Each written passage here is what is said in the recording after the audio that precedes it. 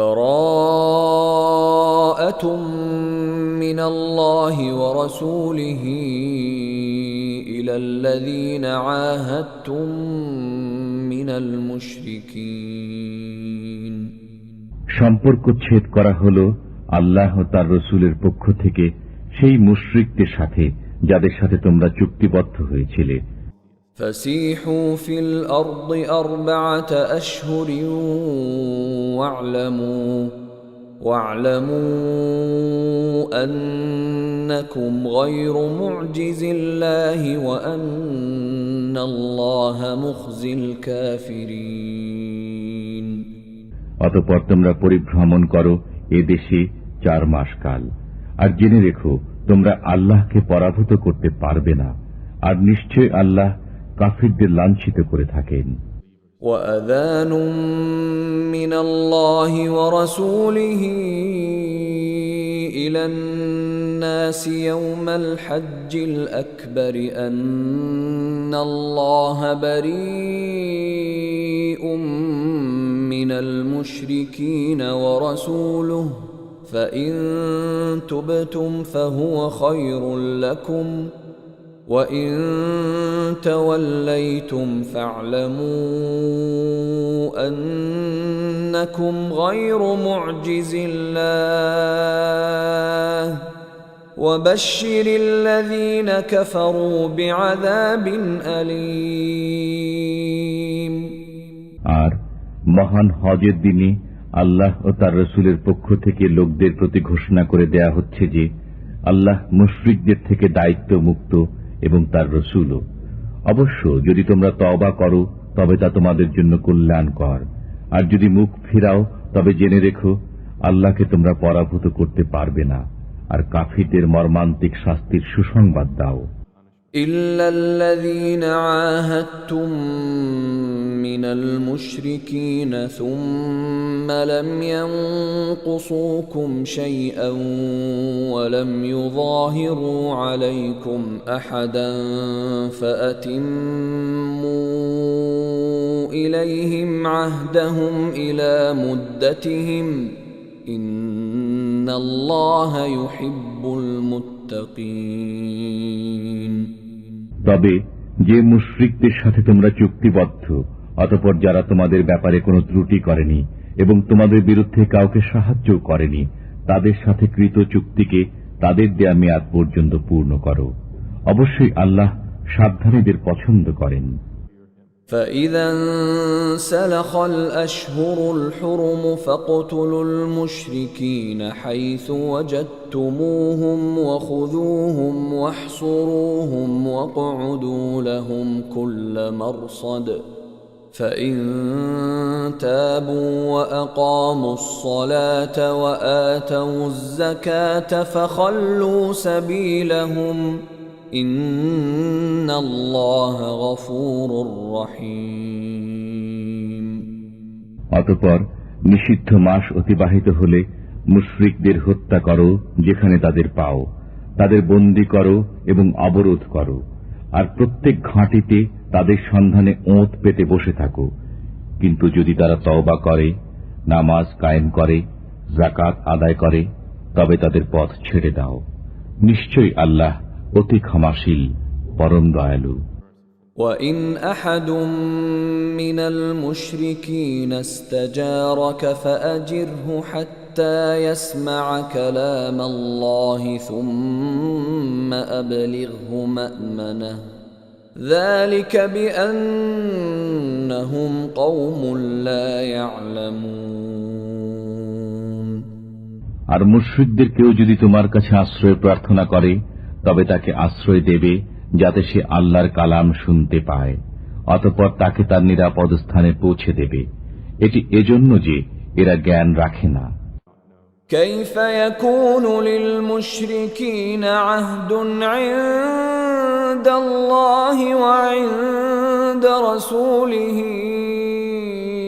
إلا الذين عاهدتم عند المسجد الحرام فما استقاموا لكم فاستقيموا لهم ইন্নাল্লাহা ইউহিব্বুল মুত্তাকিন। মুশরিকদের চুক্তি আল্লাহর নিকট ও তাঁর রাসূলের নিকট কিরূপে বলবৎ থাকবে? তবে যাদের সাথে তোমরা চুক্তি সম্পাদন করেছ মসজিদুল হারামের নিকট, অতঃপর যে পর্যন্ত তারা তোমাদের জন্য সরল থাকে তোমরাও তাদের জন্য সরল থাকো। নিঃসন্দেহে আল্লাহ সাবধানীদের পছন্দ করেন। كيف وإن يظهروا عليكم لا يرقبوا فيكم إلا ولا ذمة يرضونكم بأفواههم وتأبى قلوبهم وأكثرهم فاسقون। কিরূপে? তারা তোমাদের উপর জয়ী হলে তোমাদের আত্মীয়তার ও অঙ্গীকারে কোনো মর্যাদা দেবে না। তারা মুখে তোমাদের সন্তুষ্ট করে, কিন্তু তাদের অন্তরসমূহ তা অস্বীকার করে, আর তাদের অধিকাংশ প্রতিশ্রুতি ভঙ্গকারী। اشتروا بآيات الله ثمنا قليلا فصدوا عن سبيله إنهم ساء ما كانوا يعملون। তারা আল্লাহর আয়াতসমূহ নগণ্য মূল্যে বিক্রয় করে, অতঃপর লোকদের নিবৃত রাখে তার পথ থেকে। তারা যা করে চলছে তা অতি নিকৃষ্ট। لا يرقبون في مؤمن إلا ولا ذمة وأولئك هم المعتدون। তারা মর্যাদা দেয় না কোনো মুসলমানের ক্ষেত্রে আত্মীয়তার আর না অঙ্গীকারের, আর তারাই সীমা লঙ্ঘনকারী। فإن تابوا وأقاموا الصلاة وآتوا الزكاة فإخوانكم في الدين ونفصل الآيات لقوم يعلمون। অবশ্যই তারা যদি তওবা করে, নামাজ কায়েম করে আর যাকাত আদায় করে, তবে তারা তোমাদের দ্বীনী ভাই। আর আমি বিধানসমূহে জ্ঞানী লোকদের জন্য সবিস্তারে বর্ণনা করে থাকি। وَإِن نَكَثُوا أَيْمَانَهُم مِّن بَعْدِ عَهْدِهِمْ وَطَعَنُوا فِي دِينِكُمْ فقاتلوا أئمة الكفر إنهم لا أيمان لهم لعلهم ينتهون। আর যদি ভঙ্গ করে তারা তাদের শপথ প্রতিশ্রুতির পর এবং বিদ্রূপ করে তোমাদের দিন সম্পর্কে, তবে কুফর প্রধানদের সাথে যুদ্ধ করো, কারণ এদের কোনো শপথ নেই যাতে তারা ফিরে আসে। ألا تقاتلون قوما نكثوا أيمانهم وهموا بإخراج الرسول وهم بدؤوكم أول مرة أتخشونهم فالله أحق أن تخشوه إن كنتم مؤمنين।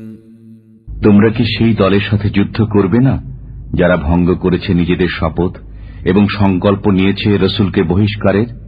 আর এরাই প্রথম তোমাদের সাথে বিবাদের সূত্রপাত করেছে। তোমরা কি তাদের ভয় করো?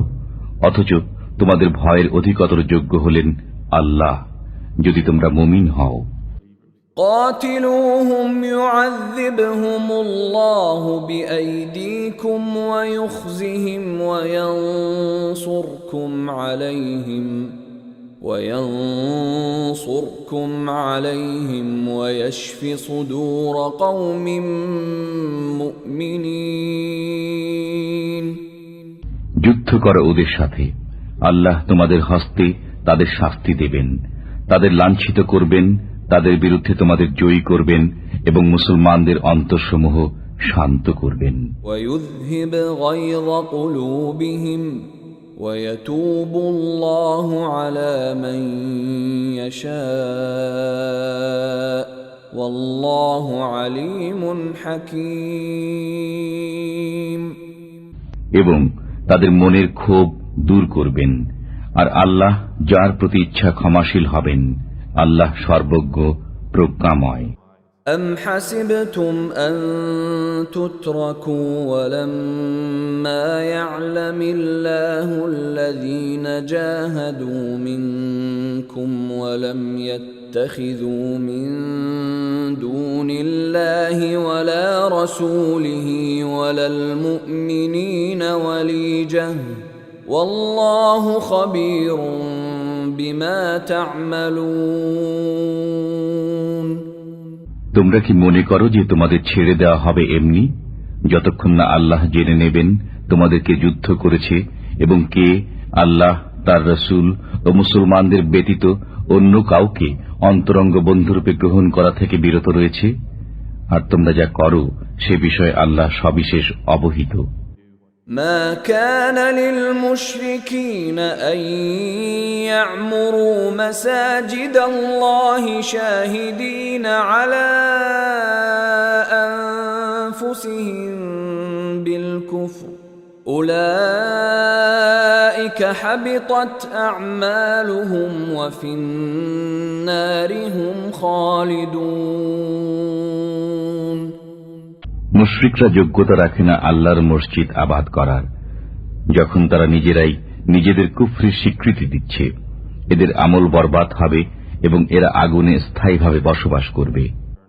إنما يعمر مساجد الله من آمن بالله واليوم الآخر وأقام الصلاة وآتى الزكاة ولم يخش إلا الله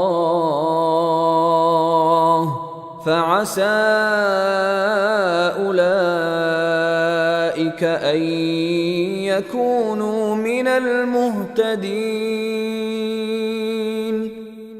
নিঃসন্দেহে তারাই আল্লাহর মসজিদ আবাদ করবে যারা ঈমান এনেছে আল্লাহর প্রতি ও শেষ দিনের প্রতি এবং কায়েম করেছে নামাজ ও আদায় করেছে যাকাত, আর আল্লাহ ব্যতীত আর কাউকে ভয় করে না। অতএব আশা করা যায় তারা হিদায়াত প্রাপ্তদের অন্তর্ভুক্ত হবে।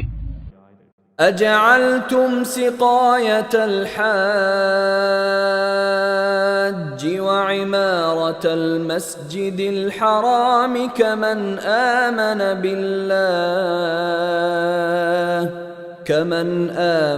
بالله واليوم الآخر وجاهد في سبيل الله لا يستوون عند الله والله لا يهدي القوم الظالمين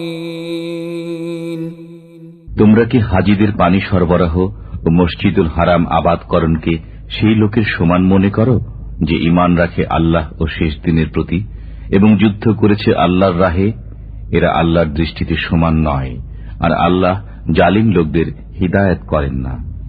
الذين آمنوا وهاجروا وجاهدوا في سبيل الله بأموالهم وأنفسهم أعظم درجة عند الله وأولئك هم الفائزون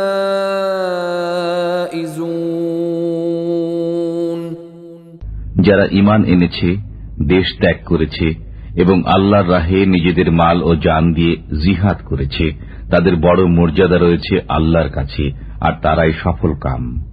يبشرهم ربهم برحمة منه ورضوان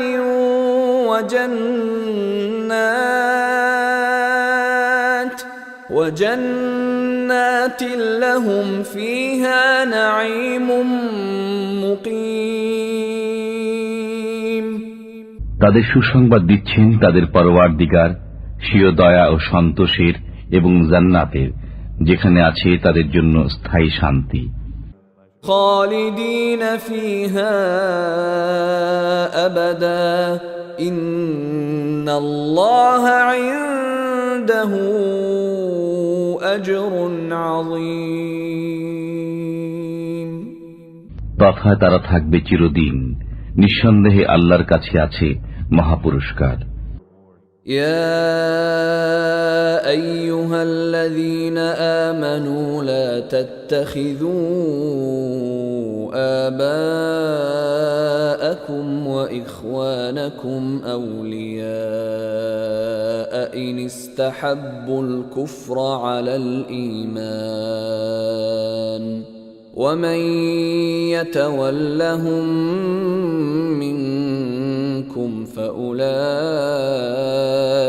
هم الظالمون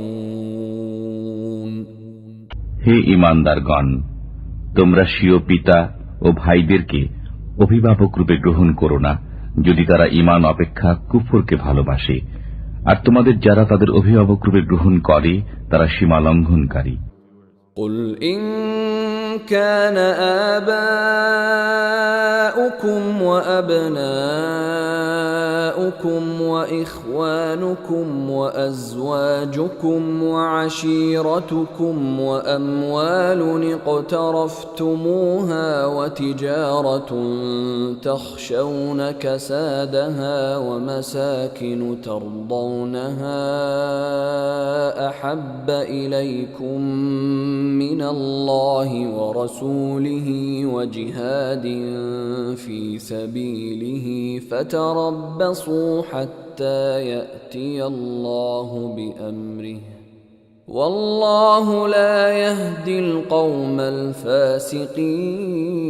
الفاسقين বলো, তোমাদের নিকট যদি তোমাদের পিতা, তোমাদের সন্তান, তোমাদের ভাই, তোমাদের পত্নী, তোমাদের গোত্র, তোমাদের অর্জিত ধন সম্পদ, তোমাদের ব্যবসা যা বন্ধ হয়ে যাওয়ার ভয় করো এবং তোমাদের বাসস্থান যাকে তোমরা পছন্দ করো, আল্লাহ, তার রসুল ও তাঁর রাহে জিহাদ করা থেকে অধিক প্রিয় হয়, তবে অপেক্ষা করো আল্লাহর বিধান আসা পর্যন্ত, আর আল্লাহ ফাসিক সম্প্রদায়কে হিদায়াত করেন না। لقد نصركم الله في مواطن كثيرة ويوم حنين إذ أعجبتكم كثرتكم فلم تغن عنكم شيئا وضاقت عليكم الأرض بما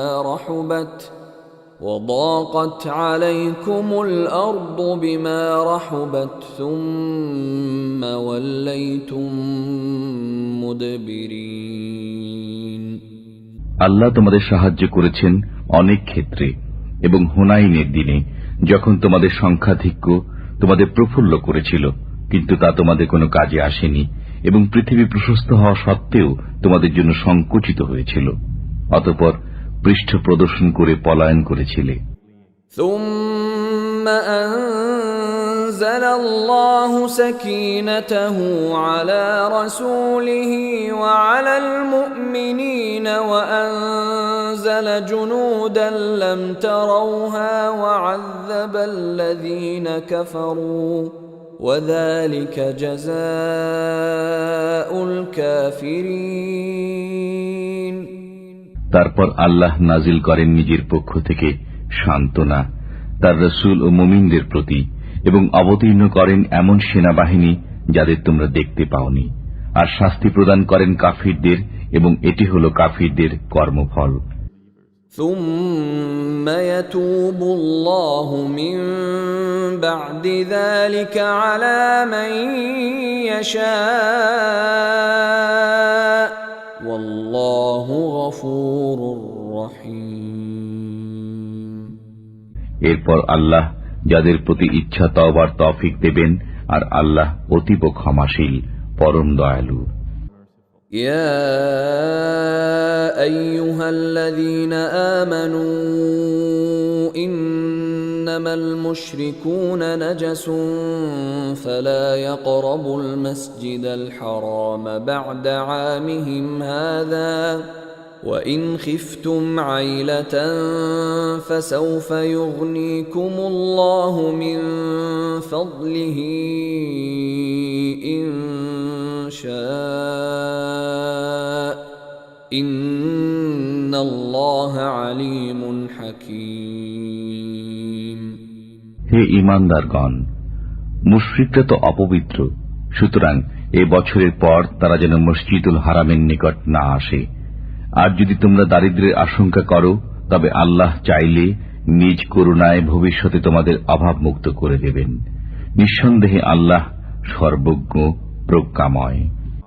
قاتلوا الذين لا يؤمنون بالله ولا باليوم الآخر ولا يحرمون ما حرم الله ورسوله ولا يدينون دين الحق من الذين أوتوا الكتاب حتى يعطوا الجزية عن يد وهم صاغرون. তোমরা যুদ্ধ করো আহলে কিতাবের ওই লোকদের সাথে যারা আল্লাহ রোজ হাসরে ঈমান রাখে না, আল্লাহ ও তার রাসূল যা হারাম করে দিয়েছেন তা হারাম করে না এবং গ্রহণ করে না সত্য ধর্ম, যতক্ষণ না করজোরে তারা জিজিয়া প্রদান করে।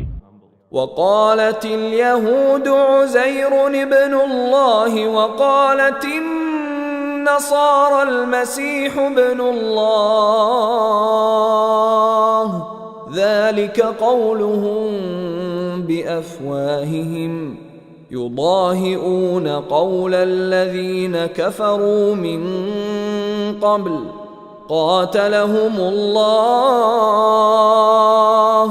أنى يؤفكون. ইহুদিরা বলে উজাইর আল্লাহর পুত্র এবং নাসারারা বলে মসিহ আল্লাহর পুত্র। এ হচ্ছে তাদের মুখের কথা। এরা পূর্ববর্তী কাফিরদের মতো কথা বলে। আল্লাহ এদের ধ্বংস করুন, এরা কোন উল্টো পথে চলে যাচ্ছে। اتخذوا أحبارهم ورهبانهم أربابا من دون الله والمسيح ابن مريم وما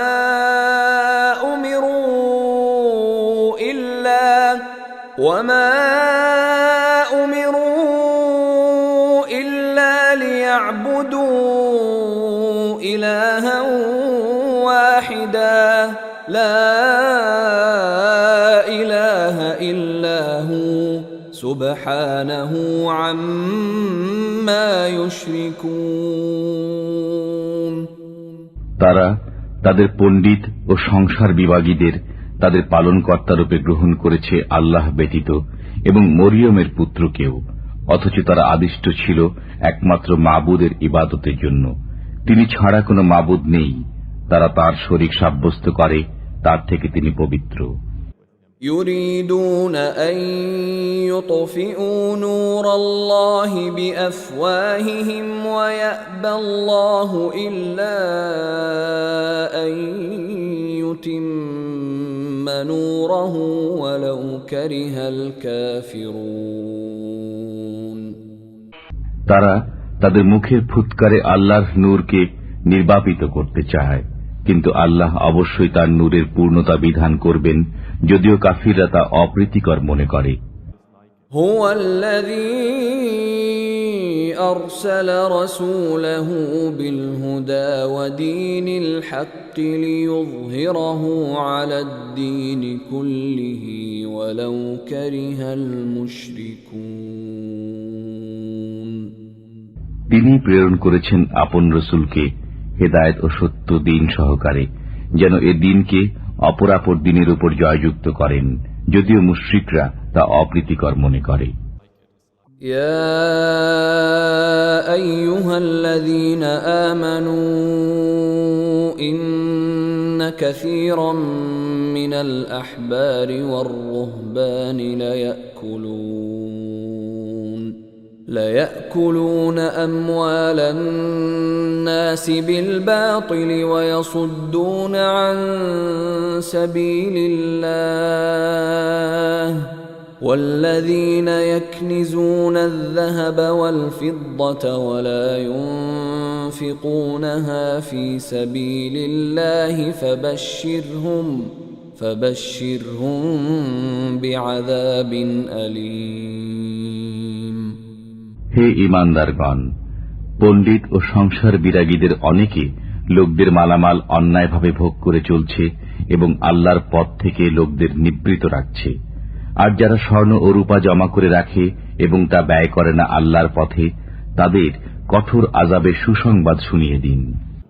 يوم يحمى عليها في نار جهنم فتكوى بها جباههم وجنوبهم وظهورهم هذا ما كنزتم لأنفسكم فذوقوا ما كنتم تكنزون সেদিন জাহান্নামের আগুনে তা উত্তপ্ত করা হবে এবং তার দ্বারা তাদের ললাট, পার্শ্ব ও পৃষ্ঠদেশকে দগ্ধ করা হবে। সেদিন বলা হবে, এগুলো যা তোমরা নিজেদের জন্য জমা রেখেছিলে, সুতরাং এক্ষণে আস্বাদ গ্রহণ করো জমা করে রাখার। إن عدة الشهور عند الله 12 شهرا في كتاب الله يوم خلق السماوات والأرض منها 4 حرم ذلك الدين القيم فلا تظلموا فيهن أنفسكم وقاتلوا المشركين كافة كما يقاتلونكم كافة واعلموا أن الله مع المتقين নিশ্চয় আল্লাহর বিধান ও গণনায় মাস 12টি, আসমানসমূহ ও পৃথিবী সৃষ্টির দিন থেকে তন্মধ্যে 4টি সম্মানিত। এটি সুপ্রতিষ্ঠিত বিধান, সুতরাং এর মধ্যে তোমরা নিজেদের প্রতি অত্যাচার করো না। আর মুশরিকদের সাথে তোমরা যুদ্ধ করো সমবেতভাবে, যেমন তারাও তোমাদের সাথে যুদ্ধ করে যাচ্ছে সমবেতভাবে। আর মনে রেখো, আল্লাহ মুত্তাকিদের সাথে রয়েছেন। إنما النسيء زيادة في الكفر يضل به الذين كفروا يحلونه عاما ويحرمونه عاما ليواطئوا عدة ما حرم الله فيحلوا ما حرم الله زين لهم سوء أعمالهم والله لا يهدي القوم الكافرين এই মাস পিছিয়ে দেওয়ার কাজ কেবল কুফরির মাত্রা বৃদ্ধি করে, যার ফলে কাফিরগণ গোমরাহিতে পতিত হয়। এরা হালাল করে নেয় একে 1 বছর এবং হারাম করে নেয় অন্য বছর, যাতে তারা গণনা পূর্ণ করে নেয় আল্লাহর নিষিদ্ধ মাসগুলোর। অতঃপর হালাল করে নেয় আল্লাহর হারামকৃত মাসগুলোকে। তাদের মন্দ কাজগুলো তাদের জন্য শোভনীয় করে দেওয়া হল, আর আল্লাহ কাফির সম্প্রদায়কে হিদায়েত করেন না। يا أيها الذين آمنوا ما لكم إذا قيل لكم انفروا في سبيل الله اثاقلتم إلى الأرض أرضيتم بالحياة الدنيا من الآخرة فما متاع الحياة الدنيا في الآخرة إلا قليل হে ঈমানদারগণ, তোমাদের কি হলো যখন আল্লাহর পথে বের হবার জন্য তোমাদের বলা হয়, তখন মাটি জড়িয়ে ধরো। তোমরা কি আখিরাতের পরিবর্তে দুনিয়ার জীবনে পরিতুষ্ট হয়ে গেলে? অথচ আখিরাতের তুলনায় দুনিয়ার জীবনের উপকরণ অতি অল্প। إلا تنفروا يعذبكم عذابا أليما ويستبدل قوما غيركم ولا تضروه شيئا والله على كل شيء قدير যদি বের না হও, তবে আল্লাহ তোমাদের মর্মন্তুদ আযাব দেবেন এবং অপর জাতিকে তোমাদের স্থলাভিষিক্ত করবেন। তোমরা তার কোনো ক্ষতি করতে পারবে না, আর আল্লাহ সর্ববিষয়ে শক্তিমান। إلا تنصروه فقد نصره الله إذ أخرجه الذين كفروا ثاني اثنين إذ هما في الغار إذ يقول لصاحبه لا تحزن إن الله معنا فأنزل الله سكينته عليه وأيده بجنود لم تروها وجعل كلمة الذين كفروا السفلى وكلمة الله هي العليا والله عزيز حكيم। যদি তোমরা তাকে অর্থাৎ রাসূলকে সাহায্য না করো তবে মনে রেখো আল্লাহ তার সাহায্য করেছিলেন যখন তাকে কাফিররা বহিষ্কার করেছিল। তিনি ছিলেন দুজনের একজন যখন তারা গুহার মধ্যে ছিলেন। তখন তিনি আপন সঙ্গীকে বললেন, বিষণ্ণ হও না, আল্লাহ আমাদের সাথে আছেন। অতঃপর আল্লাহ তার প্রতি স্বীয় সান্ত্বনা নাজিল করলেন এবং তার সাহায্যে এমন বাহিনী পাঠালেন যা তোমরা দেখনি। বস্তুত আল্লাহ কাফিরদের মাথা নিচু করে দিলেন, আর আল্লাহর কথাই সদা সমুন্নত এবং আল্লাহ পরাক্রমশীল প্রজ্ঞাময়। انفروا خفافا وثقالا وجاهدوا بأموالكم وأنفسكم في سبيل الله ذلكم خير لكم إن كنتم تعلمون। তোমরা বের হয়ে পড়ো স্বল্প বা প্রচুর সরঞ্জামের সাথে এবং জিহাদ করো আল্লাহর পথে নিজেদের মাল ও জান দিয়ে। এটি তোমাদের জন্য অতি উত্তম যদি তোমরা বুঝতে পারো।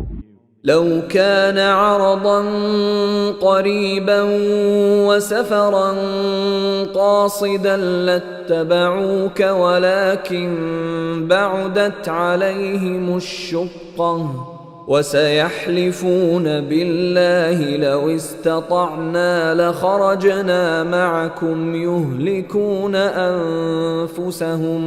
يهلكون أنفسهم والله يعلم إنهم لكاذبون। যদি আশু লাভের সম্ভাবনা থাকত এবং যাত্রাপথ সংক্ষিপ্ত হতো তবে তারা অবশ্যই আপনার সহযাত্রী হতো, কিন্তু তাদের নিকট যাত্রাপথ সুদীর্ঘ মনে হল। আর তারা এখনই শপথ করে বলবে, আমাদের সাধ্য থাকলে অবশ্যই তোমাদের সাথে বের হতাম। এরা নিজেরাই নিজেদের বিনষ্ট করছে, আর আল্লাহ জানেন যে এরা মিথ্যাবাদী। আফাল্লাহু আনকা লিমা আযিনতা লাহুম হাত্তা ইয়াতাবায়্যানা লাকাল্লাযীনা সাদাকু ওয়া তা'লামাল কাযিবিন। আল্লাহ আপনাকে ক্ষমা করুন। আপনি কেন তাদের অব্যাহতি দিলেন যে পর্যন্ত না আপনার কাছে পরিষ্কার হয়ে যেত কারা সত্যবাদী এবং জেনে নিতেন মিথ্যাবাদীদের। لا يستأذنك الذين يؤمنون بالله واليوم الآخر أن يجاهدوا بأموالهم وأنفسهم والله عليم بالمتقين। আল্লাহ রোজ কিয়ামতের প্রতি যাদের ঈমান রয়েছে তারা মাল ও জান দ্বারা জিহাদ করা থেকে আপনার কাছে অব্যাহতি কামনা করবে না, আর আল্লাহ সাবধানীদের ভালো জানেন। إنما يستأذنك الذين لا يؤمنون بالله واليوم الآخر وارتابت قلوبهم فهم في ريبهم يترددون। নিঃসন্দেহে তারাই আপনার কাছে অব্যাহতি চায় যারা আল্লাহ রোজ কিয়ামতে ঈমান রাখে না এবং তাদের অন্তর সন্দেহগ্রস্ত হয়ে পড়েছে, সুতরাং সন্দেহের আবর্তে তারা ঘুরপাক খেয়ে চলছে। ولو أرادوا الخروج لأعدوا له عدة ولكن كره الله بعاثهم فثبطهم وقيل اقعدوا مع القاعدين আর যদি তারা বের হবার সংকল্প নিত তবে অবশ্যই কিছু সরঞ্জাম প্রস্তুত রাখত, কিন্তু তাদের উত্থান আল্লাহর পছন্দ নয়, তাই তাদের নিবৃত রাখলেন এবং আদেশ হল উপবিষ্ট লোকদের সাথে তোমরা বসে থাকো। لو خرجوا فيكم ما زادوكم إلا خبالا ولأوضعوا خلالكم يبغونكم الفتنة وفيكم سماعون لهم والله عليم بالظالمين যদি তোমাদের সাথে তারা বের হতো তবে তোমাদের অনিষ্ট ছাড়া আর কিছু বৃদ্ধি করত না, আর অশ্ব ছুটাত তোমাদের মধ্যে বিভেদ সৃষ্টির উদ্দেশ্যে, আর তোমাদের মাঝে রয়েছে তাদের গুপ্তচর। বস্তুত আল্লাহ জালিমদের ভালোভাবেই জানেন। لقد ابتغوا الفتنة من قبل وقلبوا لك الأمور حتى جاء الحق وظهر أمر الله حتى جاء الحق وظهر أمر الله وهم كارهون তারা পূর্ব থেকেই বিভেদ সৃষ্টির সুযোগ সন্ধানে ছিল এবং আপনার কার্যসমূহ ওলট পালট করে দিচ্ছিল। শেষ পর্যন্ত সত্য প্রতিশ্রুতি এসে গেল এবং জয়ী হল আল্লাহর হুকুম, যে অবস্থায় তারা মন্দ বোধ করল। ومنهم من يقول ائذن لي ولا تفتني ألا في الفتنة سقطوا وإن جهنم لمحيطة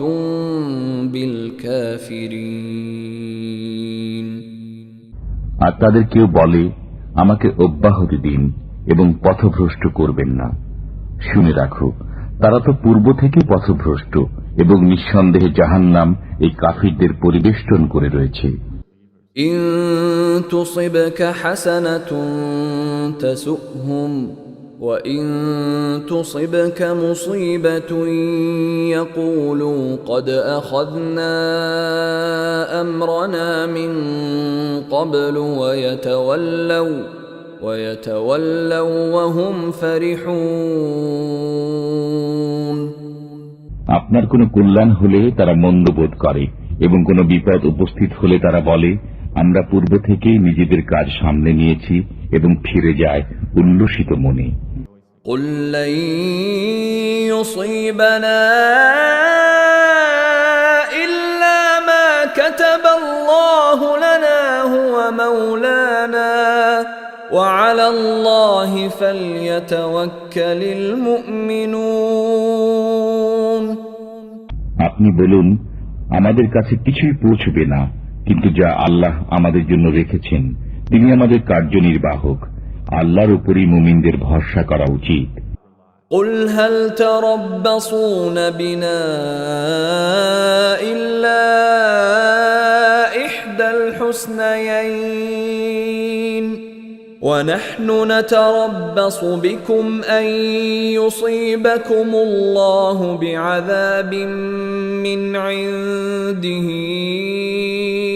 أو بأيدينا فتربصوا إنا معكم متربصون আপনি বলুন, তোমরা তো আমাদের জন্য দুকল্যাণের একটি প্রত্যাশা করো, আর আমরা প্রত্যাশায় আছি তোমাদের জন্য যে আল্লাহ তোমাদের আযাব দান করুক নিজের পক্ষ থেকে অথবা আমাদের হস্তে। সুতরাং তোমরা অপেক্ষা করো, আমরাও তোমাদের সাথে অপেক্ষমান। قل أنفقوا طوعا أو كرها لن يتقبل منكم إنكم كنتم قوما فاسقين আপনি বলুন, তোমরা ইচ্ছায় অর্থ ব্যয় করো বা অনিচ্ছায়, তোমাদের থেকে তা কখনো কবুল হবে না, তোমরা নাফরমানের দল। وما منعهم أن تقبل منهم نفقاتهم إلا أنهم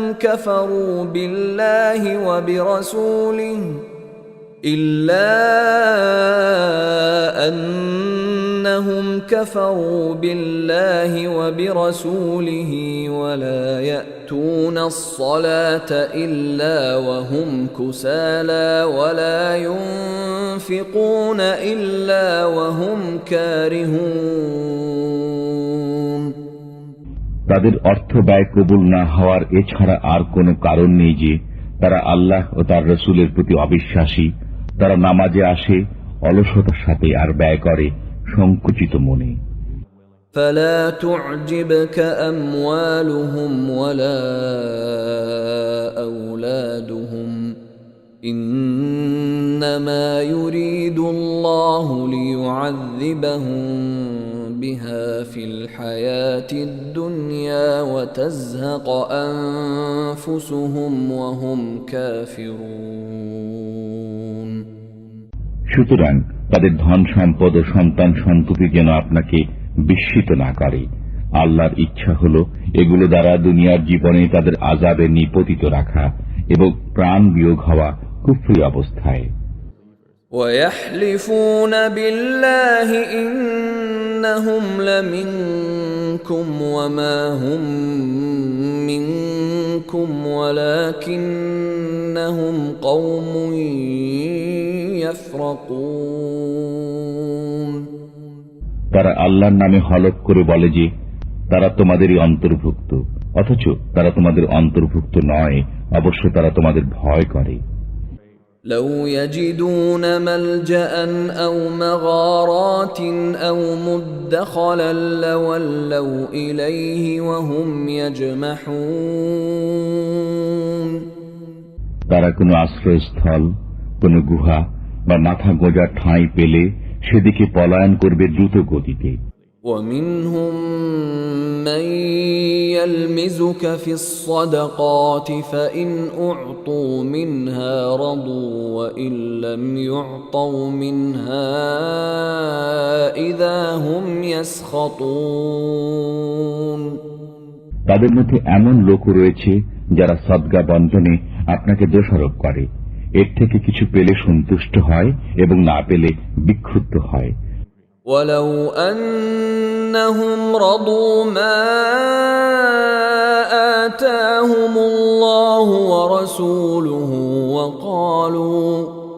وقالوا حسبنا الله سيؤتينا الله من فضله ورسوله إنا إلى الله راغبون কতই না ভালো হতো যদি তারা সন্তুষ্ট হতো আল্লাহ ও তার রাসূলের উপর এবং বলতো আল্লাহই আমাদের জন্য যথেষ্ট। আল্লাহ আমাদের দেবেন নিজ করুণায় এবং তার রাসূলও। আমরা শুধু আল্লাহকে কামনা করি। إنما الصدقات للفقراء والمساكين والعاملين عليها والمؤلفة قلوبهم وفي الرقاب والغارمين وفي سبيل الله وابن السبيل فريضة من الله والله عليم حكيم যাকাত হলো কেবল ফকির, মিসকিন, যাকাত আদায়কারী ও যাদের চিত্ত আকর্ষণ প্রয়োজন তাদের হক, এবং তা দাস মুক্তির জন্য, ঋণগ্রস্তদের জন্য, আল্লাহর পথে জিহাদকারীদের জন্য এবং মুসাফিরদের জন্য এই হল আল্লাহর নির্ধারিত বিধান। আল্লাহ সর্বজ্ঞ, প্রজ্ঞাময়।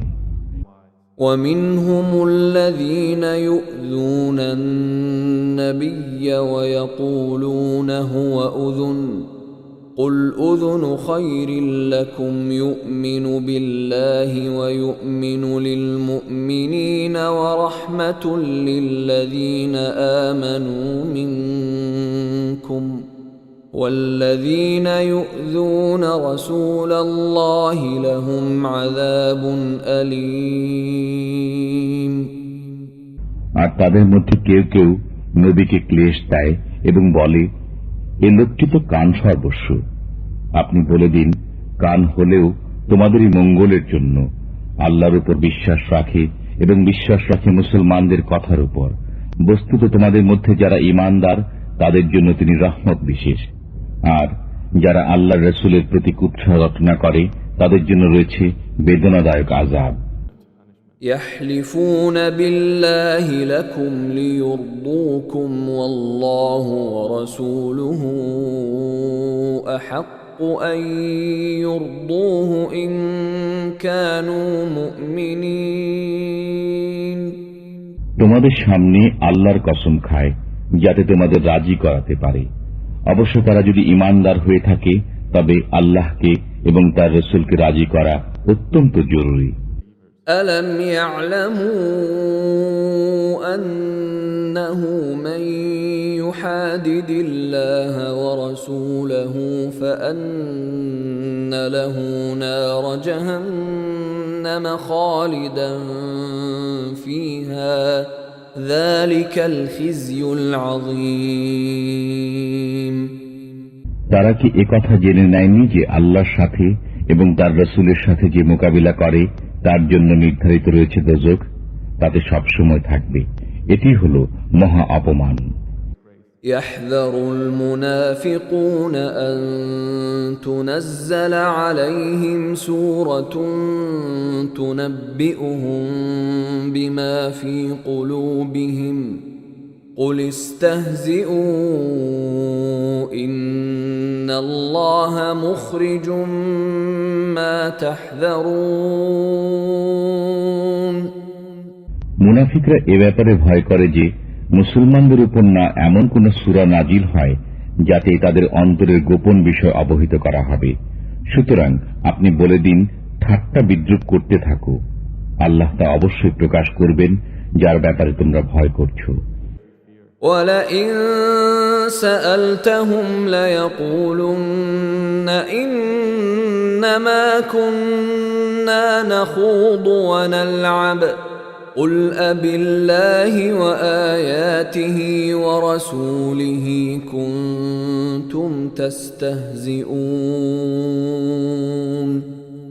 আর যদি তুমি তাদের কাছে জিজ্ঞেস করো তবে তারা বলবে, আমরা তো কথার কথা বলছিলাম এবং কৌতুক করছিলাম। আপনি বলুন, তোমরা কি আল্লাহর সাথে, তার হুকুম আহকামের সাথে এবং তার রাসূলের সাথে ঠাট্টা করছিলে?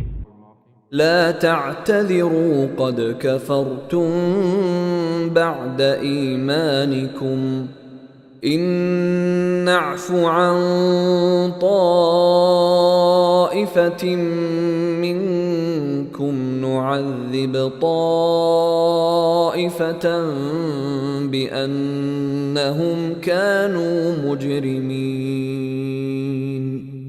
ছলনা করো না, তোমরা যে কাফির হয়ে গেছো ঈমান প্রকাশ করার পর। তোমাদের মধ্যে কোন কোন লোককে যদি আমি ক্ষমা করে দেইও তবে অবশ্য কিছু লোককে আযাবও দেব, কারণ তারা ছিল গুনাহগার। المنافقون والمنافقات بعضهم من بعض يأمرون بالمنكر وينهون عن المعروف ويقبضون أيديهم نسوا الله فنسيهم إن المنافقين هم الفاسقون। মুনাফিক নরনারী সবারই গতিবিধি একরকম, শেখায় মন্দ কথা, ভালো কথা থেকে বারণ করে এবং নিজ মুঠো বন্ধ রাখে। আল্লাহকে ভুলে গেছে তারা, কাজেই তিনিও তাদের ভুলে গেছেন। নিঃসন্দেহে মুনাফিকরাই নাফরমান। وعد الله المنافقين والمنافقات والكفار نار جهنم خالدين فيها هي حسبهم ولعنهم الله ولهم عذاب مقيم। ওয়াদা করেছেন আল্লাহ মুনাফিক পুরুষ এবং মুনাফিক নারীদের এবং কাফিরদের জন্য দোজখের আগুনের, তাতে পড়ে থাকবে সর্বদা, সেটাই তাদের জন্য যথেষ্ট। আর আল্লাহ তাদের প্রতি অভিসম্পাত করেছেন এবং তাদের জন্য রয়েছে স্থায়ী আযাব। كالذين من قبلكم كانوا أشد منكم قوة وأكثر أموالا وأولادا فاستمتعوا بخلاقهم فاستمتعتم بخلاقكم كما استمتع الذين من قبلكم بخلاقهم وخضتم كالذي خاضوا أولئك حبطت أعمالهم في الدنيا والآخرة وأولئك هم الخاسرون। যেমন করে তোমাদের পূর্ববর্তী লোকেরা তোমাদের চেয়ে বেশি ছিল শক্তিতে এবং ধন সম্পদের ও সন্তান সন্ততির অধিকারীও ছিল বেশি, অতঃপর উপকৃত হয়েছে নিজেদের ভাগের দ্বারা। আবার তোমরা ফায়দা উঠিয়েছ তোমাদের ভাগের দ্বারা, যেমন করে তোমাদের পূর্ববর্তীরা ফায়দা উঠিয়েছিল নিজেদের ভাগের দ্বারা। আর তোমরাও চলছ তাদেরই চলন অনুযায়ী। তারা ছিল সে লোক যাদের আমলসমূহ নিঃশেষিত হয়ে গেছে দুনিয়া ও আখিরাতে, আর তারাই হয়েছে ক্ষতির সম্মুখীন।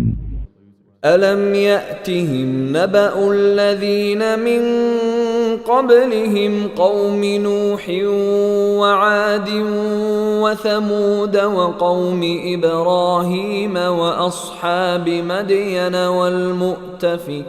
والمؤتفكات أتتهم رسلهم بالبينات فما كان الله ليظلمهم ولكن كانوا أنفسهم يظلمون। তাদের সংবাদ কি এদের কানে এসে পৌঁছায়নি যারা ছিল তাদের পূর্বে, নূহের, আদের ও সামুদের সম্প্রদায় এবং ইব্রাহিমের সম্প্রদায়ের এবং মাদিয়ানবাসীদের এবং সেসব জনপদের যেগুলোকে উল্টে দেওয়া হয়েছিল? তাদের কাছে এসেছিলেন তাদের নবী পরিষ্কার নির্দেশ নিয়ে। বস্তুত আল্লাহ তো এমন ছিলেন না যে তাদের উপর জুলুম করতেন, কিন্তু তারা নিজেরাই নিজেদের উপর জুলুম করত। والمؤمنون والمؤمنات بعضهم أولياء بعض يأمرون بالمعروف وينهون عن المنكر ويقيمون الصلاة ويؤتون الزكاة ويطيعون الله ورسوله أولئك سيرحمهم الله إن الله عزيز حكيم। আর ঈমানদার পুরুষ ও ঈমানদার নারী একে অপরের সহায়ক। তারা ভালো কথার শিক্ষা দেয় এবং মন্দ থেকে বিরত রাখে, নামাজ প্রতিষ্ঠা করে, যাকাত দেয় এবং আল্লাহ ও তাঁর রাসূলের নির্দেশ অনুযায়ী জীবন যাপন করে। এদের উপর আল্লাহ তাআলা দয়া করবেন। নিশ্চয়ই আল্লাহ পরাক্রমশালী, সুকৌশলী।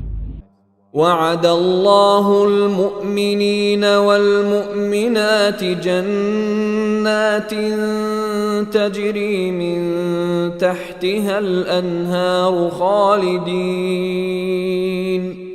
خالدين فيها ومساكن طيبة في جنات عدن ورضوان من الله أكبر ذلك هو الفوز العظيم। আল্লাহ ঈমানদার পুরুষ ও ঈমানদার নারীদের প্রতিশ্রুতি দিয়েছেন কানন কুঞ্জের, যার তলদেশে প্রবাহিত হয় প্রস্রবণ। তারা সেগুলোই মাঝে থাকবে, আর এসব কাননকুঞ্জে থাকবে পরিচ্ছন্ন থাকার ঘর। বস্তুত এ সমুদায়ের মাঝে সবচেয়ে বড় হল আল্লাহর সন্তুষ্টি। এটি হল মহান কৃতকার্যতা।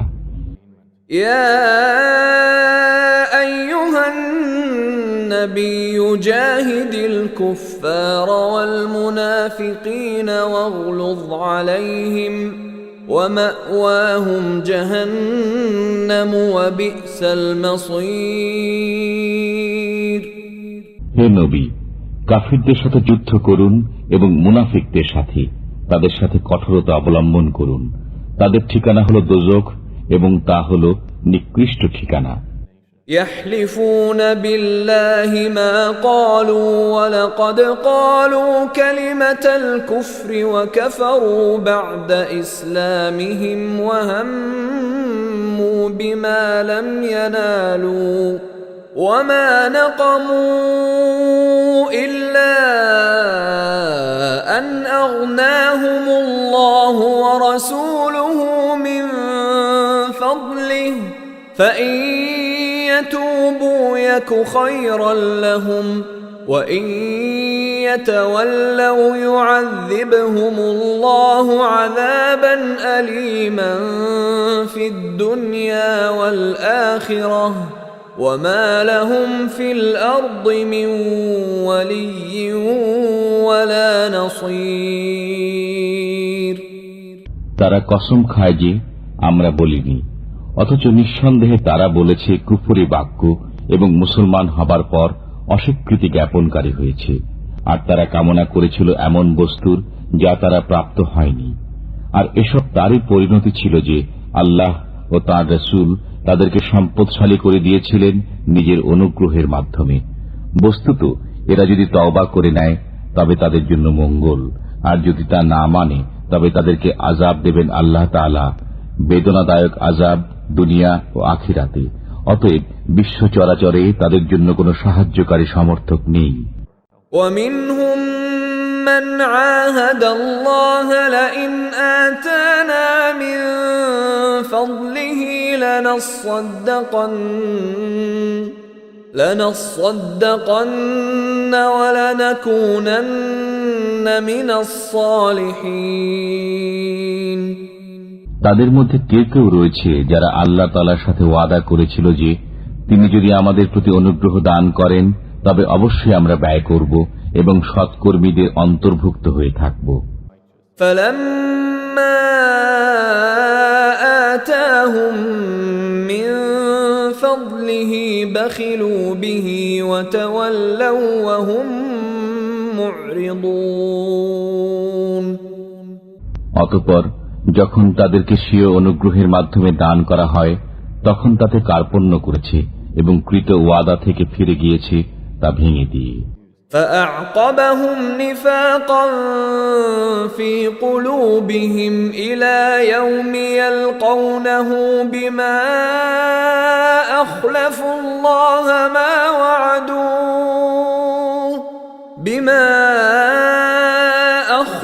الله ما وعدوه وبما كانوا يكذبون। তারপর এরই পরিণতিতে তাদের অন্তরে কপটতা স্থান করে নিয়েছে সেদিন পর্যন্ত যেদিন তারা তাঁর সাথে গিয়ে মিলবে। তা এজন্য যে তারা আল্লাহর সাথে কৃত ওয়াদা লঙ্ঘন করেছিল এবং এজন্য যে তারা মিথ্যা কথা বলত। ألم يعلموا أن الله يعلم سرهم ونجواهم وأن الله علام الغيوب। তারা কি জেনে নেয়নি যে আল্লাহ তাদের রহস্য ও সলা পরামর্শ সম্পর্কে অবগত এবং আল্লাহ খুব ভালো করে জানেন সমস্ত গোপন বিষয়। الذين يلمزون المطوعين من المؤمنين في الصدقات والذين لا يجدون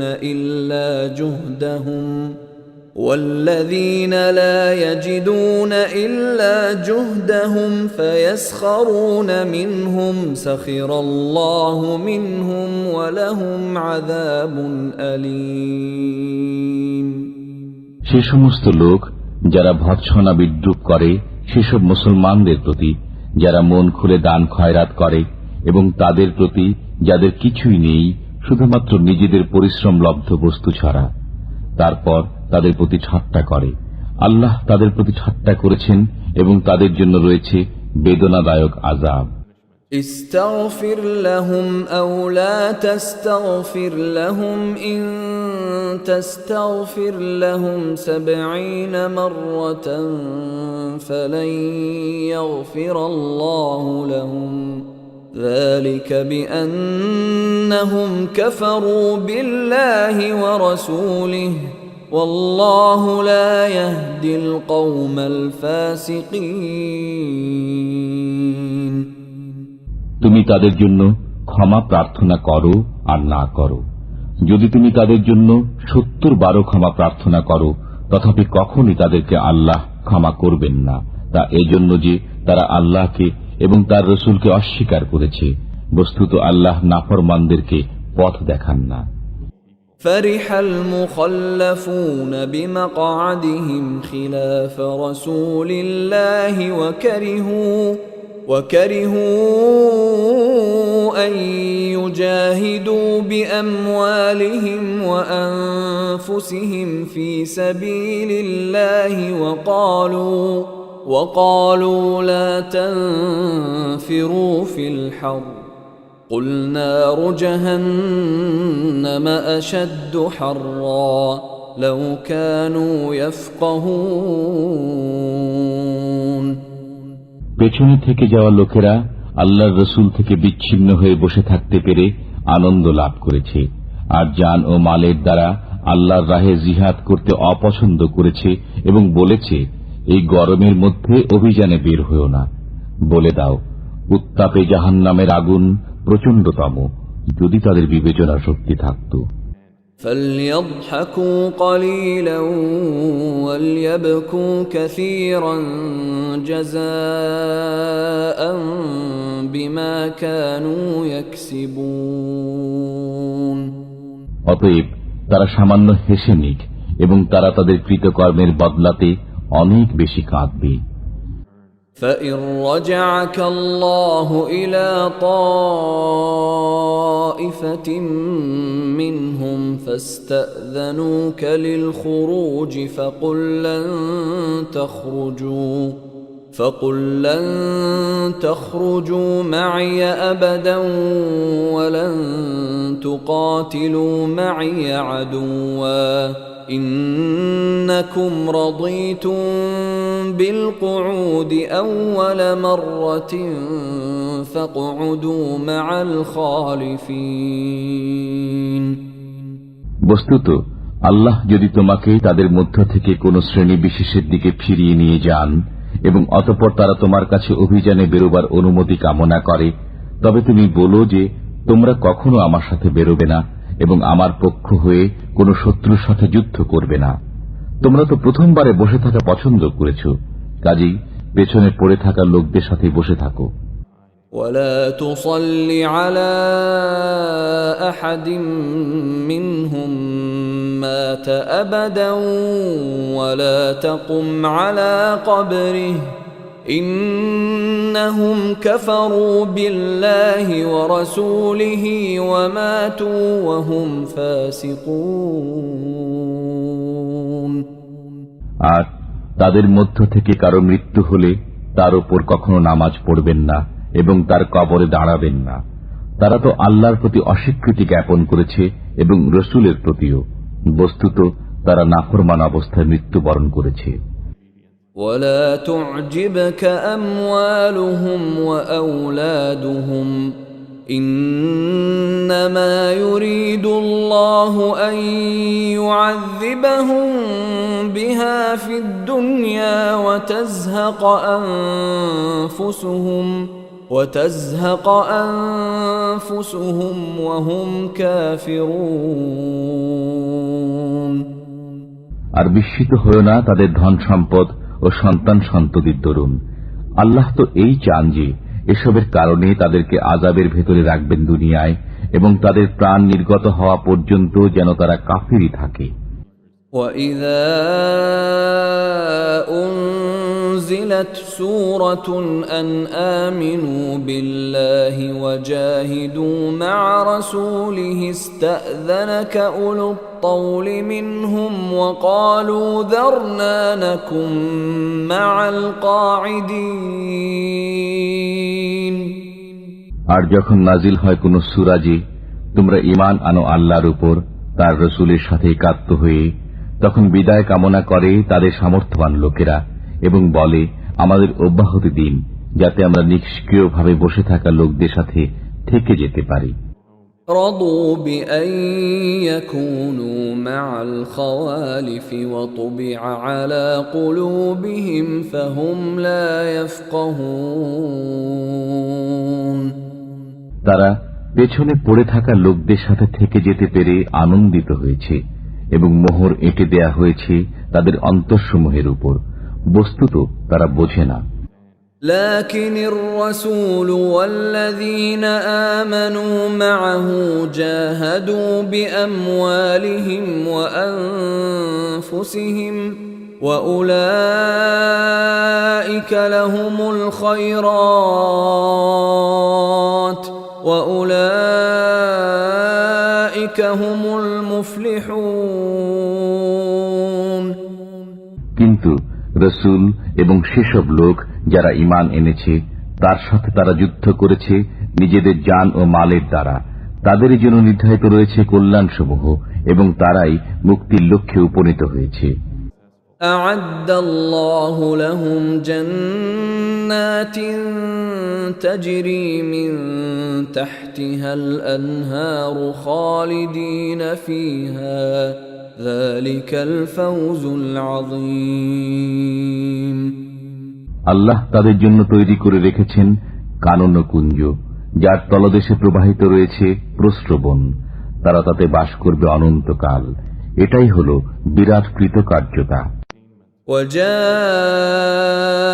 المعذرون من الأعراب ليؤذن لهم وقعد الذين كذبوا الله ورسوله سيصيب الذين كفروا منهم عذاب أليم। আর ছলনাকারী বেদুইন লোকেরা এলো যাতে তাদের অব্যাহতি লাভ হতে পারে এবং নিবৃত থাকতে পারে তাদেরই যারা আল্লাহ ও রসুলের সাথে মিথ্যা বলেছিল। এবার তাদের উপর শীঘ্রই আসবে বেদনাদায়ক আযাব যারা কাফির। ليس على الضعفاء ولا على المرضى ولا على الذين لا يجدون ما ينفقون حرج إذا نصحوا لله ورسوله ما على المحسنين من سبيل والله غفور رحيم। দুর্বল, রুগ্ন, দায়ভার বহনে অসমর্থ লোকদের জন্য কোনো অপরাধ নেই যখন তারা মনের দিক থেকে পবিত্র হবে আল্লাহ ও রসুলের সাথে। নেককারদের উপর অভিযোগের কোনো পথ নেই, আর আল্লাহ হচ্ছেন ক্ষমাকারী, দয়ালু। ولا على الذين إذا ما أتوك لتحملهم قلت لا أجد ما أحملكم عليه تولوا وأعينهم تفيض من الدمع حزنا ألا يجدوا ما ينفقون। আর না আছে তাদের উপর যারা এসেছে তোমার নিকট, যেন তুমি তাদের বাহন দান করো, এবং তুমি বলেছ আমার কাছে এমন কোনো বস্তু নেই যে তার উপর তোমাদের সওয়ার করাবো। তখন তারা ফিরে গেছে, অথচ তখন তাদের চোখ দিয়ে অশ্রু বইছিল এই দুঃখে যে তারা এমন কোনো বস্তু পাচ্ছে না যা ব্যয় করবে। إنما السبيل على الذين يستأذنونك وهم أغنياء رضوا بأن يكونوا مع الخوالف وطبع الله على قلوبهم فهم لا يعلمون। অভিযোগের পথ তো তাদের ব্যাপারে রয়েছে যারা তোমার নিকট অব্যাহতি কামনা করে, অথচ তারা সম্পদশালী, যারা পেছনে পড়ে থাকা লোকদের সাথে থাকতে পেরে আনন্দিত হয়েছে, আর আল্লাহ মোহর এঁটে দিয়েছেন তাদের অন্তরসমূহে, বস্তুত তারা জানতেও পারেনি। يعتذرون إليكم إذا رجعتم إليهم قل لا تعتذروا لن نؤمن لكم قد نبأنا الله من أخباركم وسيرى الله عملكم ورسوله ثم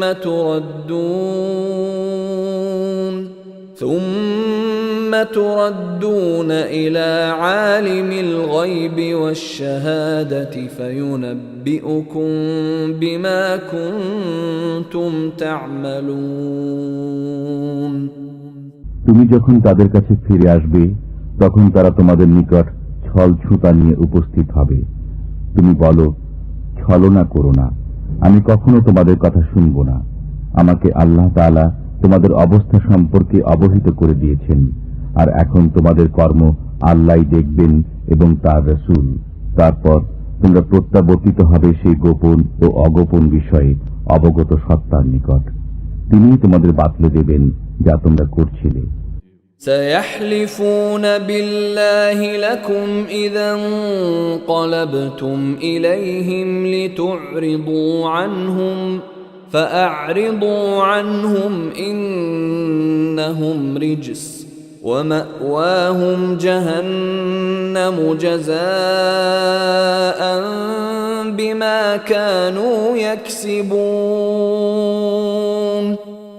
এখন তারা তোমার সামনে আল্লাহর কসম খাবে যখন তুমি তাদের কাছে ফিরে যাবে, যেন তুমি তাদের ক্ষমা করে দাও। সুতরাং তুমি তাদের ক্ষমা করো। নিঃসন্দেহে এরা অপবিত্র এবং তাদের কৃতকর্মের বদলা হিসাবে তাদের ঠিকানা হল দোজখ। يحلفون لكم لترضوا عنهم فإن ترضوا عنهم فإن الله لا يرضى عن القوم الفاسقين তারা তোমার সামনে কসম খাবে যাতে তুমি তাদের প্রতি রাজি হয়ে যাও। অতএব তুমি যদি রাজি হয়ে যাও তাদের প্রতি, তবু আল্লাহ তাআলা রাজি হবেন না এ নাফরমান লোকদের প্রতি।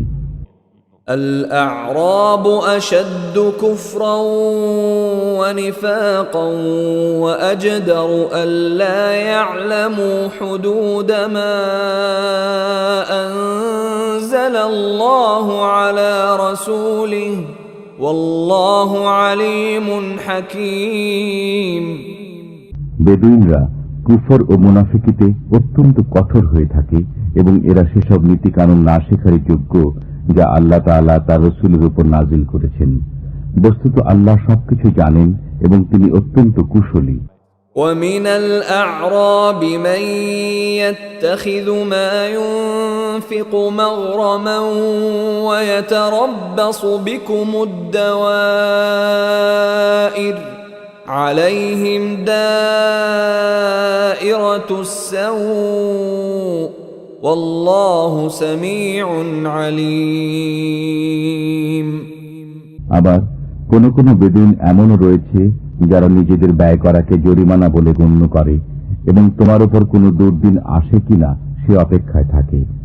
তাদের উপর দুর্দিন আসুক, আর আল্লাহ হচ্ছেন শ্রবণকারী, পরিজ্ঞাত। ومن الأعراب من يؤمن بالله واليوم الآخر ويتخذ ما ينفق قربات عند الله وصلوات الرسول ألا إنها قربة لهم سيدخلهم الله في رحمته إن الله غفور رحيم আর কোন কোন বেদুইন হলো তারা যারা ঈমান আনে আল্লাহর উপর, কিয়ামত দিনের উপর এবং নিজেদের ব্যয়কে আল্লাহর নৈকট্য এবং রাসূলের দোয়া লাভের উপায় বলে গণ্য করে, যেন তারাই হলো তাদের ক্ষেত্রে নৈকট্য। আল্লাহ তাদেরকে নিজের রহমতের অন্তর্ভুক্ত করবেন। নিশ্চয়ই আল্লাহ ক্ষমাশীল, করুণাময়। والسابقون الأولون من المهاجرين والأنصار والذين اتبعوهم بإحسان رضي الله عنهم ورضوا عنه رضي الله عنهم ورضوا عنه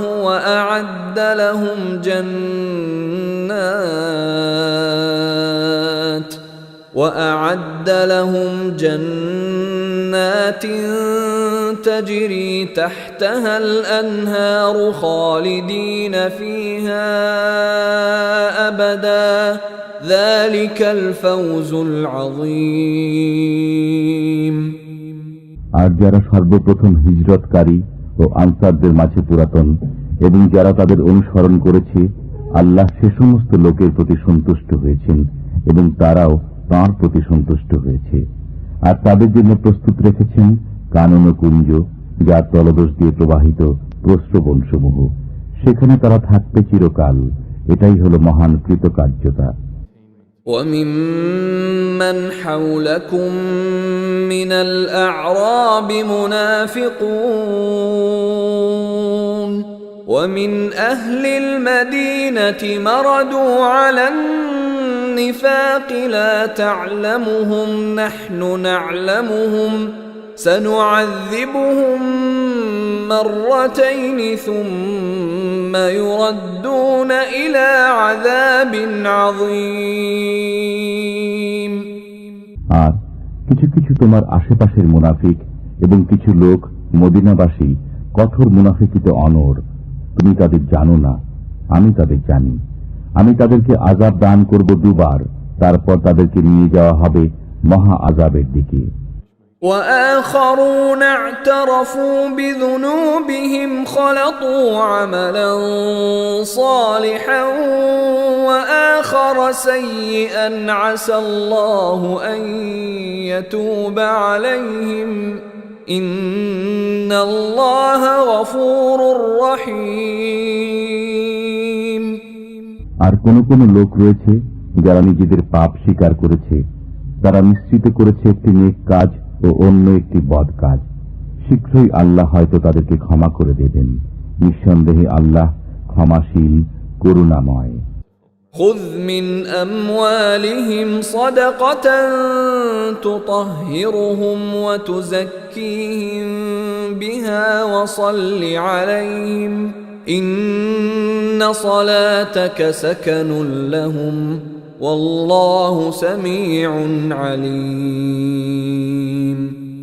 তাদের মালামাল থেকে যাকাত গ্রহণ করো, যাতে তুমি সেগুলোকে পবিত্র করতে এবং সেগুলোকে বরকতময় করতে পারো এর মাধ্যমে। আর তুমি তাদের জন্য দোয়া করো, নিঃসন্দেহে তোমার দোয়া তাদের জন্য সান্ত্বনা স্বরূপ। বস্তুত আল্লাহ সবকিছুই শোনেন, জানেন। ألم يعلموا أن الله هو يقبل التوبة عن عباده ويأخذ الصدقات وأن الله هو التواب الرحيم। তারা কি একথা জানতে পারেননি যে আল্লাহ নিজেই স্বীয় বান্দাদের তওবা কবুল করেন এবং যাকাত গ্রহণ করেন? বস্তুত আল্লাহই তওবা কবুলকারী, করুণাময়। وَقُلِ اعْمَلُوا فَسَيَرَى اللَّهُ عَمَلَكُمْ وَرَسُولُهُ وَالْمُؤْمِنُونَ وَسَتُرَدُّونَ إِلَى عَالِمِ الْغَيْبِ وَالشَّهَادَةِ فَيُنَبِّئُكُم بِمَا كُنتُمْ تَعْمَلُونَ। আর তুমি বলে দাও, তোমরা আমল করে যাও, তার পরবর্তীতে আল্লাহ দেখবেন তোমাদের কাজ এবং দেখবেন রাসূল ও মুসলমানগণ। তাছাড়া তোমরা শীঘ্রই প্রত্যাবর্তিত হবে তাঁর সান্নিধ্যে, যিনি গোপন ও প্রকাশ্য বিষয়ে অবগত। তারপর তিনি জানিয়ে দেবেন তোমাদেরকে যা করতে। وآخرون مرجون لأمر الله إما يعذبهم وإما يتوب عليهم والله عليم حكيم। আবার অনেক লোক রয়েছে যাদের কাজকর্ম আল্লাহর নির্দেশের উপর স্থগিত রয়েছে। তিনি হয় তাদের আযাব দেবেন, না হয় তাদের ক্ষমা করে দেবেন। বস্তুত আল্লাহ সবকিছুই জ্ঞাত, বিজ্ঞতা সম্পন্ন। والذين اتخذوا مسجدا ضرارا وكفرا وتفريقا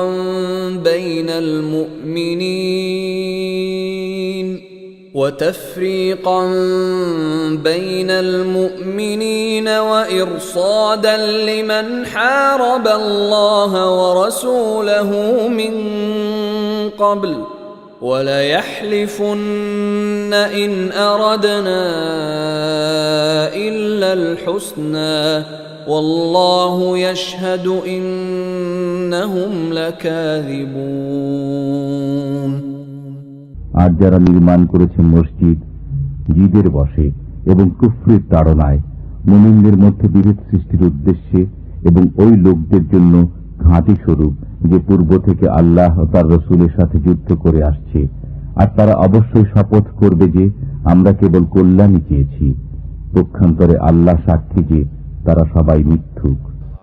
لا تقم فيه أبدا لمسجد أسس على التقوى من أول يوم أحق أن تقوم فيه رجال يحبون أن يتطهروا والله يحب المطهرين তুমি কখনো সেখানে দাঁড়াবে না, তবে যে মসজিদের ভিত্তি রাখা হয়েছে তাকওয়ার উপর প্রথম দিন থেকে, সেটি তোমার দাঁড়াবার যোগ্য স্থান। সেখানে রয়েছে এমন লোক যারা পবিত্রতাকে ভালোবাসে, আর আল্লাহ পবিত্র লোকদের ভালোবাসেন। أفمن أسس بنيانه على تقوى من الله ورضوان خير أم من أسس بنيانه على شفا جرف هار فانهار به في نار جهنم والله لا يهدي القوم الظالمين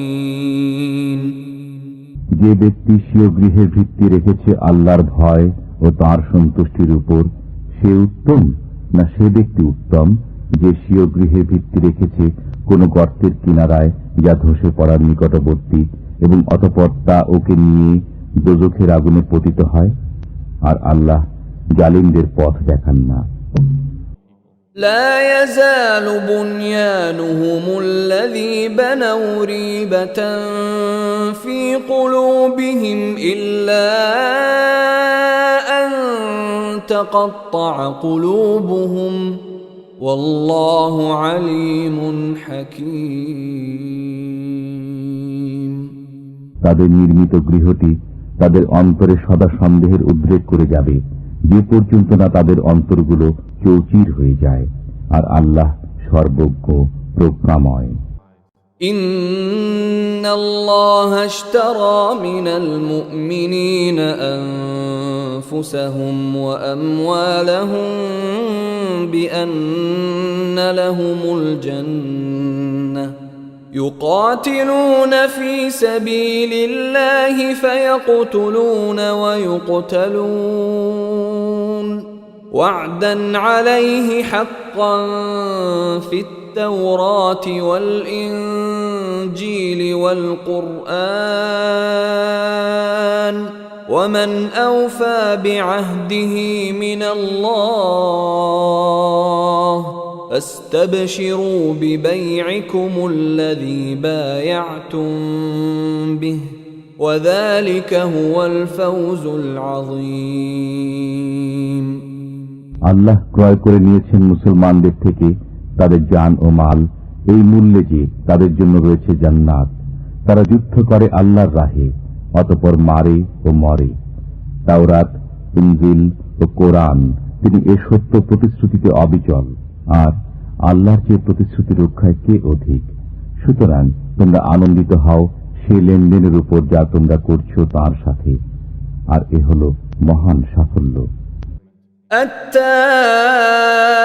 التائبون العابدون الحامدون السائحون الراكعون الساجدون الآمرون بالمعروف والناهون عن المنكر المنكر والحافظون لحدود الله وبشر المؤمنين তারা তওবাকারী, ইবাদতকারী, শুকরগুজার, দুনিয়ার সাথে সম্পর্ক ছেদকারী, রুকু ও সিজদা আদায়কারী, সৎ কাজের আদেশ দানকারী ও মন্দ কাজ থেকে নিবৃতকারী এবং আল্লাহর দেয়া সীমাসমূহের হেফাজতকারী। বস্তুত সুসংবাদ দাও ঈমানদারদেরকে। ما كان للنبي والذين آمنوا أن يستغفروا للمشركين ولو كانوا أولي قربى من بعد ما تبين لهم أنهم أصحاب الجحيم নবী এবং মুমিনের উচিত নয় মুশরিকদের মাগফিরাত কামনা করা, যদিও তারা আত্মীয় হোক, এ কথা সুস্পষ্ট হওয়ার পর যে তারা দোজখী। وما كان استغفار إبراهيم لأبيه إلا عن موعدة وعدها إياه فلما تبين له أنه عدو لله تبرأ منه إن إبراهيم لأواه حليم আর ইব্রাহিম কর্তৃক স্বীয় পিতার মাগফিরাত কামনা ছিল কেবল সেই প্রতিশ্রুতির কারণে যা তিনি তার সাথে করেছিলেন। অতঃপর যখন তার কাছে এই কথা প্রকাশ পেল যে সে আল্লাহর শত্রু, তখন তার সাথে সম্পর্ক ছিন্ন করে নিলেন। নিঃসন্দেহে ইব্রাহিম ছিলেন বড় কোমল হৃদয়, সহনশীল।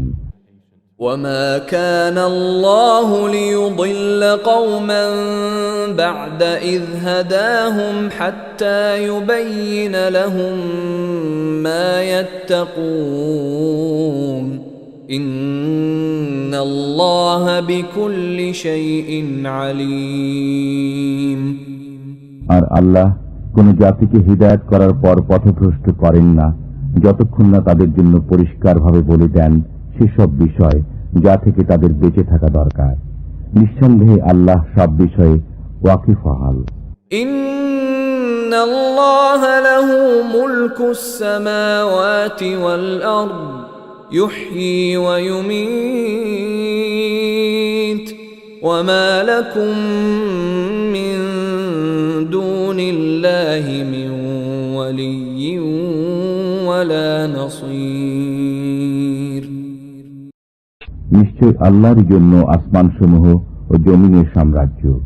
তিনি জিন্দা করেন ও মৃত্যু ঘটান, আর আল্লাহ ব্যতীত তোমাদের জন্য কোনো সহায় নেই, কোনো সাহায্যকারীও নেই। لقد تاب الله على النبي والمهاجرين والأنصار الذين اتبعوه في ساعة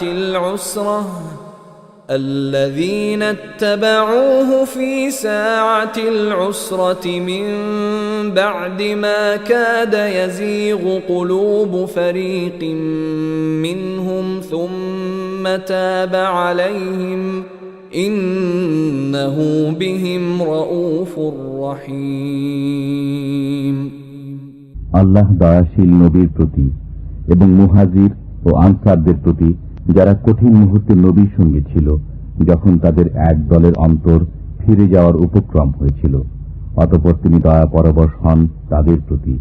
নিঃসন্দেহে তিনি তাদের প্রতি দয়াশীল ও করুণাময়। وعلى الثلاثة الذين خلفوا حتى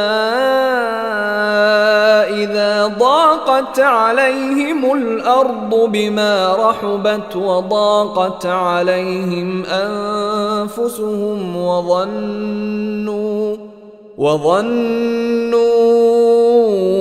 أن لا ملجأ من الله إلا إليه ثم تاب عليهم ليتوبوا إن الله هو التواب الرحيم এবং অপর তিনজনকে যাদেরকে পেছনে রাখা হয়েছিল যখন পৃথিবী বিস্তৃত হওয়া সত্ত্বেও তাদের জন্য সংকুচিত হয়ে গেল এবং তাদের জীবন দুর্বিষহ হয়ে উঠল, আর তারা বুঝতে পারল যে আল্লাহ ব্যতীত আর কোনো আশ্রয়স্থল নেই, অতঃপর তিনি সদয় হলেন তাদের প্রতি যাতে তারা ফিরে আসে। নিঃসন্দেহে আল্লাহ দয়াময়, করুণাশীল। يا أيها الذين آمنوا اتقوا الله وكونوا مع الصادقين। হে ঈমানদারগণ, আল্লাহকে ভয় করো এবং সত্যবাদীদের সাথে থাকো। ما كان لأهل المدينة ومن حولهم من الأعراب أن يتخلفوا عن رسول الله ولا يرغبوا بأنفسهم عن نفسه، ذلك بأنهم لا يصيبهم ظمأ ولا نصب ولا مخمصة في سبيل الله ولا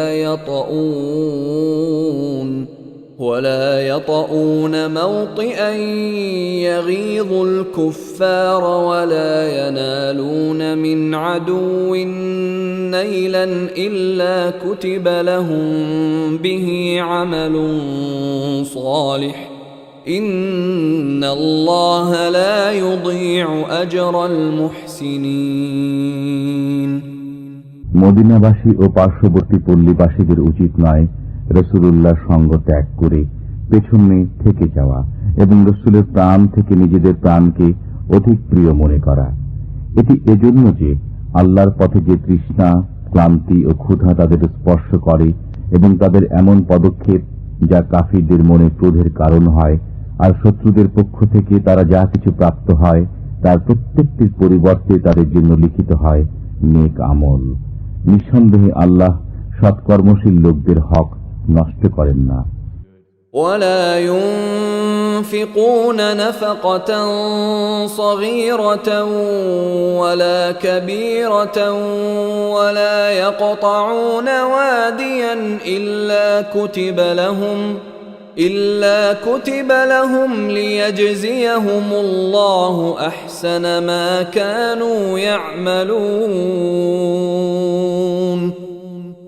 আর তারা অল্প বিস্তর যা কিছু ব্যয় করে, যত প্রান্তর তারা অতিক্রম করে, তা সবই তাদের নামে লেখা হয়, যেন আল্লাহ তাদের কৃতকর্মসমূহের উত্তম বিনিময় প্রদান করেন।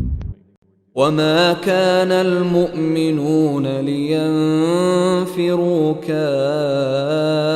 كافة فلولا نفر من كل فرقة منهم طائفة ليتفقهوا في الدين ولينذروا قومهم إذا رجعوا إليهم لعلهم يحذرون। আর সমস্ত মুমিনদের অভিযানে বের হওয়া সঙ্গত নয়, তাই তাদের প্রত্যেক দলের একটি অংশ কেন বের হল না, যাতে দিনের জ্ঞান লাভ করে এবং সংবাদ দান করে স্বজাতিকে যখন তারা তাদের কাছে প্রত্যাবর্তন করবে, যেন তারা বাঁচতে পারে। يا أيها الذين آمنوا قاتلوا الذين يلونكم من الكفار وليجدوا فيكم غلظة واعلموا أن الله مع المتقين। হে ঈমানদারগণ, তোমাদের নিকটবর্তী কাফিরদের সাথে যুদ্ধ চালিয়ে যাও এবং তারা তোমাদের মধ্যে কঠোরতা অনুভব করুক, আর জেনে রাখো আল্লাহ মুত্তাকিদের সাথে রয়েছেন। وَإِذَا مَا أُنْزِلَتْ سُورَةٌ فَمِنْهُمْ مَنْ يَقُولُ أَيُّكُمْ زَادَتْهُ هَذِهِ إِيمَانًا فَأَمَّا الَّذِينَ آمَنُوا فَزَادَتْهُمْ إِيمَانًا وَهُمْ يَسْتَبْشِرُونَ।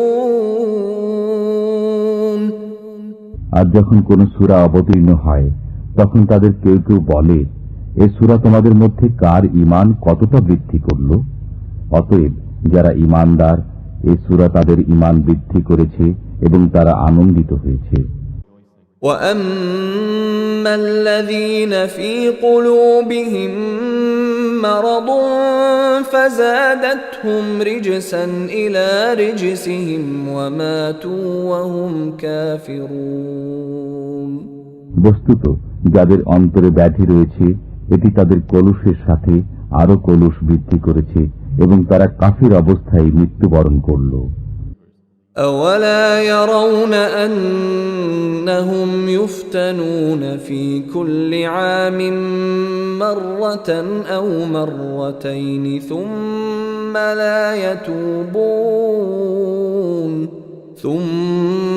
لَا يَتُوبُونَ وَلَا هُمْ يَذَّكَّرُونَ। তারা কি লক্ষ্য করে না প্রতি বছর তারা 2-1 বার বিপর্যস্ত হচ্ছে, অথচ তারা একবারও তওবা করে না কিংবা উপদেশ গ্রহণ করে না।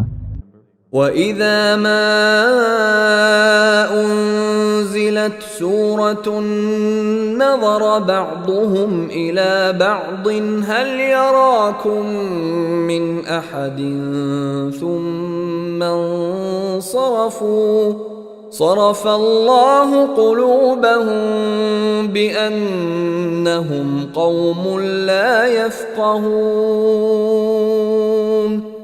আর যখনই কোন সূরা অবতীর্ণ হয় তখন তারা একে অন্যের দিকে তাকায় যে কোন মুসলমান তোমাদের দেখছে কিনা, অতঃপর সরে পড়ে। আল্লাহ ওদের অন্তরকে সত্য বিমুখ করে দিয়েছেন, নিশ্চয়ই তারা নির্বোধ সম্প্রদায়। لقد جاءكم رسول من أنفسكم عزيز عليه ما عنتم حريص عليكم بالمؤمنين رؤوف رحيم। তোমাদের কাছে এসেছে তোমাদের মধ্য থেকেই একজন রাসূল, তোমাদের দুঃখ কষ্ট তার পক্ষে দুঃসহ, তিনি তোমাদের মঙ্গলকামী, মুমিনদের প্রতি স্নেহশীল, দয়াময়। فَإِن تَوَلَّوْا فَقُلْ حَسْبِيَ اللَّهُ لَا إِلَٰهَ إِلَّا هُوَ عَلَيْهِ تَوَكَّلْتُ وَهُوَ رَبُّ الْعَرْشِ الْعَظِيمِ। এ সত্ত্বেও যদি তারা বিমুখ হয়ে যায় তবে বলে দাও, আল্লাহই আমার জন্য যথেষ্ট, তিনি ব্যতীত আর কোনো বন্দেগী নেই, আমি তাঁরই উপর ভরসা করি এবং তিনিই মহান আরশের অধিপতি।